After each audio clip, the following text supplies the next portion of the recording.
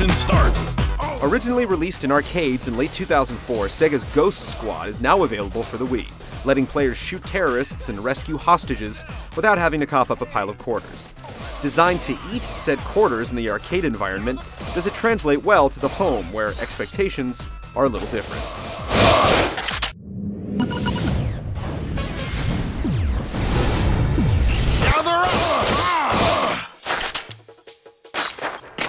We made it out of the forest. One thing's for sure, Ghost Squad won't be remembered as one of the longest games ever made. With only 3 missions available, a novice player can plow through the game in less than half an hour. But while it lacks depth, the game tries to make up for it with replay value. Each mission has multiple branching paths, so it will take a few runs to truly see everything. Missions also level up when you complete them successfully, increasing the number of enemies, tightening criteria to clear goals, and outfitting many enemies with large shields. Your character also gains experience each time you complete the game, and higher experience levels unlock new weapons and costumes. Only by finishing the game over and over again will you be able to use weapons with armor-piercing rounds, put on a cowboy outfit, or go shirtless with the Rambo-inspired tough guy costume. Just like in the arcade, a second player can jump in to lend a hand at any time, but the home version also features Party Mode, which lets a group of 4 play together, although you won't be able to earn experience during these group raids. Party Mode is also where you can enjoy Ghost Squad's wackiest new additions, Ninja Mode and Paradise Mode.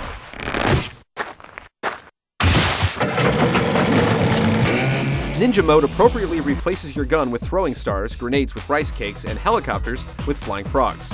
Similarly, Paradise Mode swaps terrorists for bikini-clad girls who attack with deadly bananas. And your only defense is a dolphin-shaped water gun. Neither will hold your interest long, as the jokes are funny for about 5 minutes, and then you're left with the same truncated experience.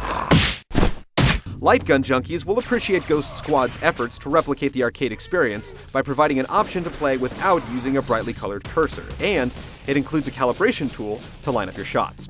Plus, the game connects to online scoreboards for players to compete worldwide.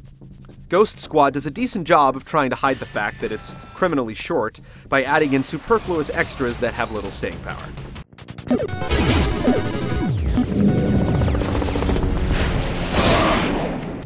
Like most light gun games, gunplay in Ghost Squad is all about quick reactions. Movement is entirely on rails, leaving you free to concentrate on blasting everyone in your path.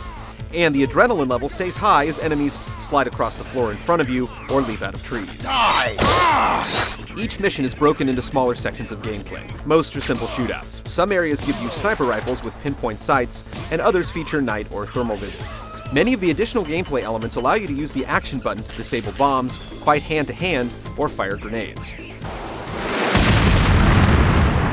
You'll also need to hold down the action button to handcuff hostages, but why would you do that?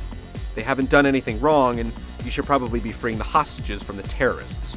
Clearly, something was lost in the translation. Once you've unlocked some of the more difficult paths, you'll also be able to protect other squads from enemy attack, or make stealth entries by stopping a dial in a safe zone. When you're not putting bullets into bad guys, you'll want to blast objects like fruit baskets and wine bottles, as they'll frequently yield power-ups like high-capacity magazines and body armor. Ghost Squad is a simple game. There are no new twists on the light gun genre, and while it has been marketed hand-in-hand with the Wii Zapper, we highly recommend just sticking with the stock Wii Remote.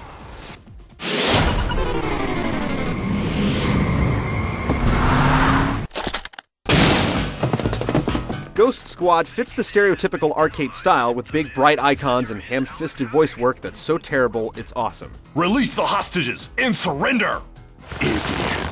Graphically, the game wasn't much to look at in 2004, and it certainly hasn't gotten better in the last 3 years. The most significant annoyance is that the custom weapons you choose don't show up in cutscenes, even though the costumes do. The game also doesn't truly support widescreen, as it just stretches the standard frame. I thought I smelled rats. Eliminate them! I thought I smelled rats. Eliminate them! Ghost Squad is fun while it lasts, whether you're playing by yourself or with friends. The problem is that it lasts less than an hour. If you're the type who plays to perfection and sees yourself going back again and again for unlockables, it's worth a look. But if you're like most players and are finished with the game once you've covered all the terrain, we can't recommend it as a purchase, even at its discounted $30 price.